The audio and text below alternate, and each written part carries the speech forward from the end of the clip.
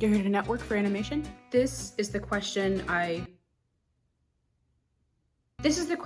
most often get when I attend expos like Lightbox, or I do one-on-one portfolio reviews, or just messages in general that I get on Instagram is how do I successfully network in the animation industry, especially if you haven't entered the industry yet, or maybe you've only worked at one studio and are wanting to create more meaningful connections. The idea of networking is that you make your net so big of people you know that it becomes smaller and smaller and smaller. So today I'm just gonna get straight to the point. 7 easy steps to network for animation that is authentic and for dummies, like me.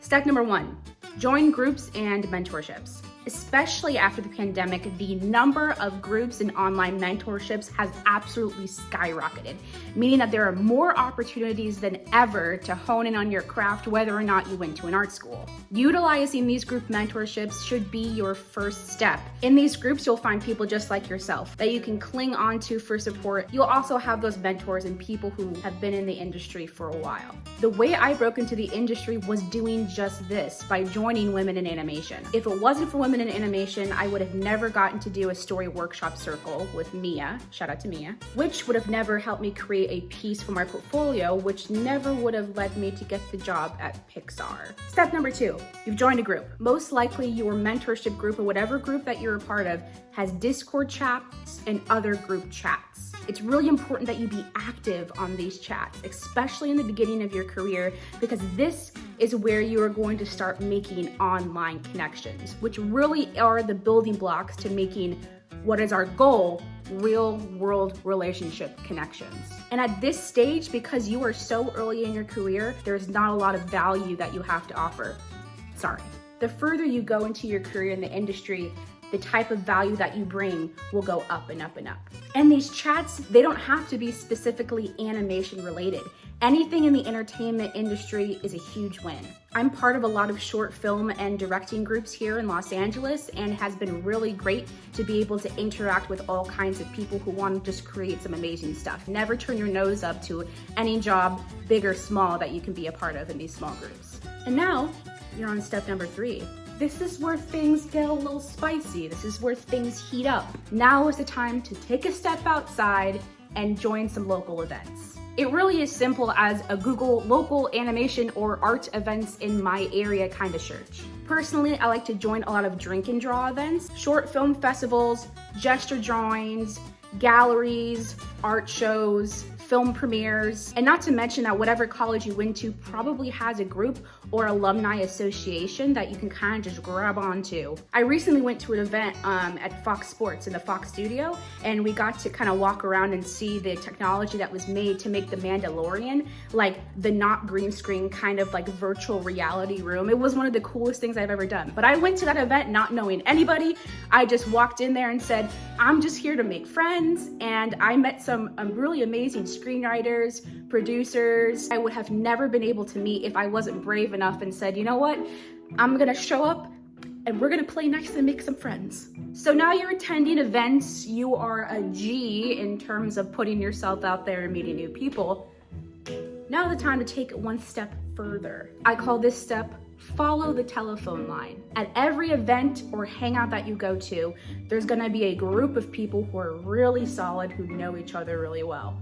All you have to do is find one person, you're into the group, and chances are, if you hit it off with at least one person really well, they're gonna say, hey, we're having a hangout this other night with this other group of friends. What do? You go over to those group of friends and you hang out. And then you meet somebody else and you go to their group of friends and you hang out. Because remember, the idea is that we grow, so we can shrink. Because networking is useless unless you know a ton of people who know each other. But there's a lot of people out there in the world, and sometimes you're half listening to conversation, you're not paying attention, like somebody I know. This leads me to my next step. It's a really good idea to start making a record of who you meet. Take down their name, take down where they work, if they work in full-time in the industry, take down what school they went to, and maybe just a really interesting fact that separates them from everybody else. I literally just go to a notes section in my phone and I have notes of just people I've met at different events. This will come in handy later. It's also a useful tool if you have a terrible memory. Also like me. The next step a little bit unexpected, but highly encouraged. Organize your own hangouts. Initiate. This is your chance to get all of those separate groups of people together in the same room. The last and most important point, the purpose of networking, connecting the dots. Isn't it true when we meet someone for the first time and our friend says, "Oh, I know them, they're really great," we automatically trust them? Remember that record that you made in your notes phone? It's all up in here now. If you know someone who works at that studio, here's what you say. "Oh, I know that studio. Do you know so-and-so?" "Yeah, I know so-and-so. God, they're awesome." There, you did it. You just networked. At the end of the day, recruiters hire people that their employees trust. And you're gonna be doing this for the rest of your career. It's not just about breaking in or at the beginning of your journey.